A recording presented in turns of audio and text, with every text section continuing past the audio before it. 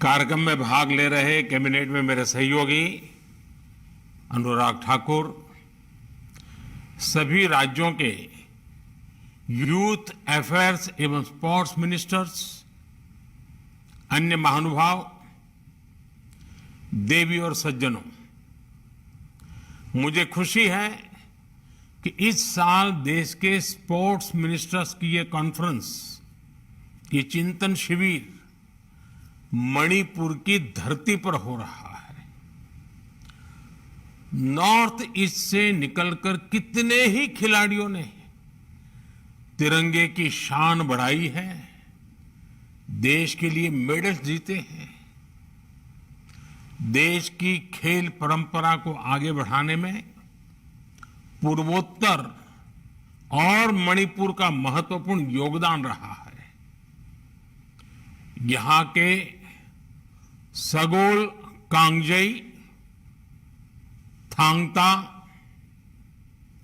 UV लाकपी, मुकना और हियांग तानवा जैसे स्वदेशी खेल अपने आप में बहुत आकर्षक है। जैसे जब हम मणिपुर के ऊल लावबी को देखते हैं तो हमें उसमें कबड्डी की झलक दिखती है। यहां का हियांग तानबा केरला की बोट रेस की याद दिलाता है और पोलो से भी मणिपुर का ऐतिहासिक जुड़ाव रहा है। यानी जिस तरह नॉर्थ ईस्ट देश की सांस्कृतिक विविधता में नए रंग भरता है, उसी तरह देश की खेल विविधता को भी नए आयाम देता है। मुझे उम्मीद है देश भर से आए स्पोर्ट्स मिनिस्टर्स मणिपुर से बहुत कुछ सीख करके जाएंगे और मुझे विश्वास है मणिपुर के लोगों का स्नेह, उनका आतिथ्य भाव आपके प्रवास को और आनंदमयी बना देगा। मैं चिंतन शिविर में भाग ले रहे सभी खेल मंत्रियों का, अन्य महानुभावों का स्वागत करता हूं, इस प्रयास का अभिनंदन करता हूं। साथियों, कोई भी चिंतन शिविर चिंतन से शुरू होता है, मनन के साथ आगे बढ़ता है और क्रियान्वयन पर पूरा होता है। यानी first comes reflection, then realisation and then implementation and action. इसलिए इस चिंतन शिविर में आपको भविष्य के लक्ष्यों पर विमर्श तो करना ही है, साथ ही पहले की कॉन्फ्रेंस की भी समीक्षा करनी है।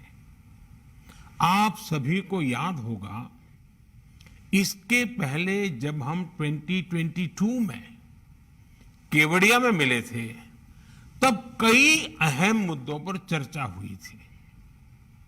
हमने भविष्य को ध्यान में रखकर रोड मैप बनाने और खेलों की बेहतरी के लिए इकोसिस्टम तैयार करने पर सहमति जताई थी। हमने स्पोर्ट्स सेक्टर में केंद्र सरकार और राज्यों के बीच पार्टिसिपेशन बढ़ाने की बात कही थी।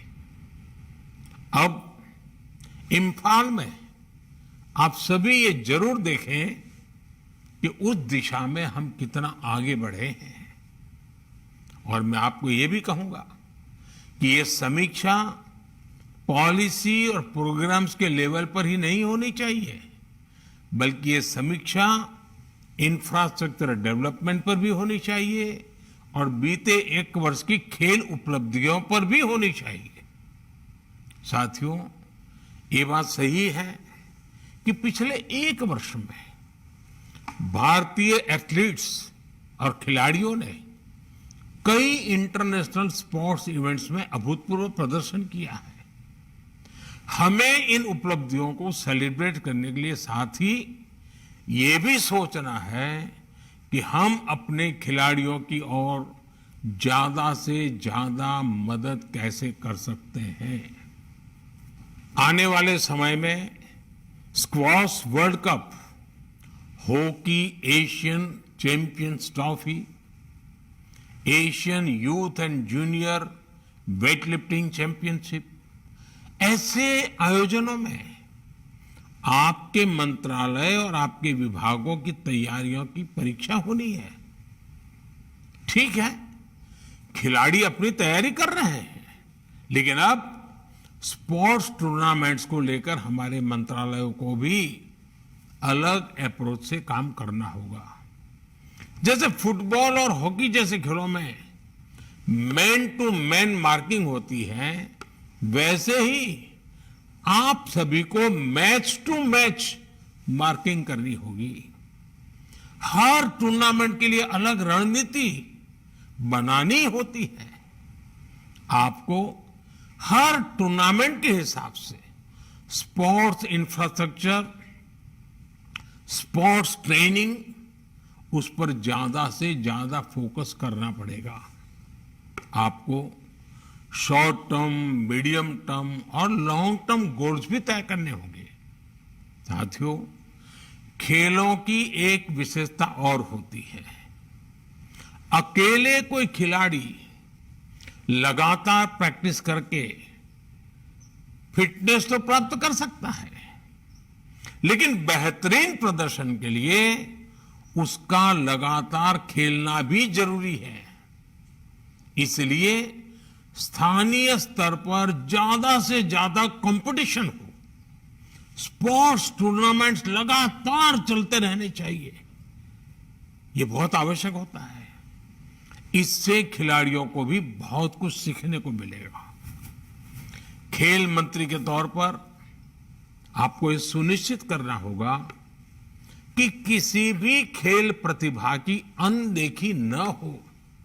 साथियों, अपने देश के हर प्रतिभाशाली खिलाड़ी को क्वालिटी स्पोर्ट्स इंफ्रास्ट्रक्चर देना हम सभी का दायित्व है।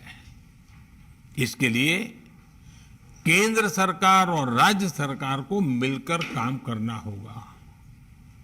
खेलो इंडिया स्कीम ने जिला स्तर पर स्पोर्ट्स इंफ्रास्ट्रक्चर जरूर कुछ बेहतर किया है, लेकिन अब इस प्रयास को हमें ब्लॉक लेवल पर लेकर जाना है।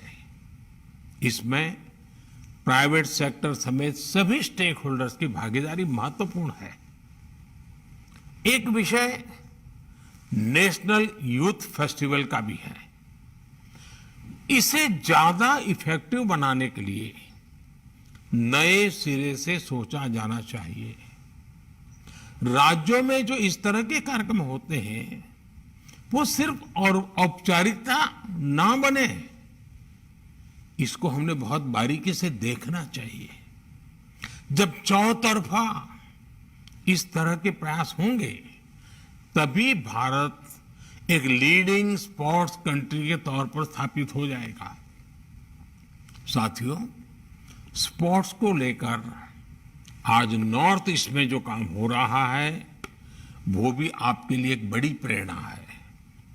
स्पोर्ट्स इंफ्रास्ट्रक्चर से जुड़ी 400 करोड़ से ज्यादा की परियोजनाएं आज पूर्वोत्तर के विकास को नई दिशा दे रही है। इम्फाल की नेशनल स्पोर्ट्स यूनिवर्सिटी आने वाले समय में देश भर के युवाओं को नए अवसर देगी। खेलो इंडिया स्कीम और टॉप्स जैसे प्रयासों ने इसमें एक बड़ी भूमिका निभाई है। नॉर्थ ईस्ट के हर जिले से कम 2 खेलो इंडिया सेंटर और हर राज्य में खेलो India state centres of excellence की स्थापना की जा रही है। ये प्रयास खेल जगत में एक नए भारत की बुनियाद बनेंगे, देश को एक नई पहचान देंगे। आपको अपने अपने राज्यों में भी इस तरह के कार्यों को और गति देनी है। मुझे विश्वास है कि ये चिंतन शिविर इस दिशा में अहम भूमिका निभाएगा।